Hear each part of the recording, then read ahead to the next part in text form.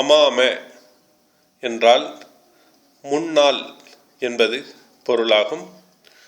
அமாம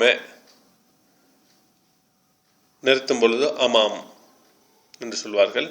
எனவே இந்த அமாம என்ற சொல்லை, இடத்தை குறிக்கக்கூடிய இந்த சொல்லை உதாரணத்திலே இவ்வாறு நுழைவிக்கலாம். அல் முதர்ரிசு யகிஃபு அமாமத்துல்லாபி.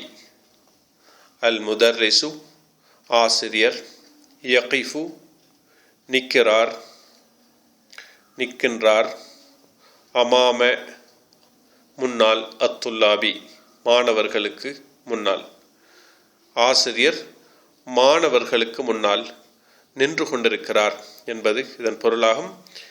இங்கு அமாம என்ற இடத்தை குறிக்கக்கூடிய முன்னால் என்ற அர்த்தத்தில் உள்ள சொல் அத்துல்லாபி என்ற வினைச்சொல்லின் இறுதியிலே பி என்பதாக அந்த ஜர்ருக்கு பதிலாக கஸ்ரா என்ற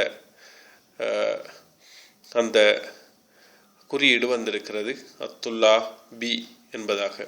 வேகமாக சொல்லும் பொழுது அல் முதர்ரிசு யகிஃபு அமாமத்துல்லாபி. அல் முதர்ரிஸ் யகிஃப் அமாமத்துல்லாப். அல் முதர்ரிஸ் யகிஃப் அமாமத்துல்லாப் என்று அமையும். இந்த அமாம என்ற சொல்லை பல உதாரணங்களில் பாவித்து பழகிக் கொள்ளுங்கள்.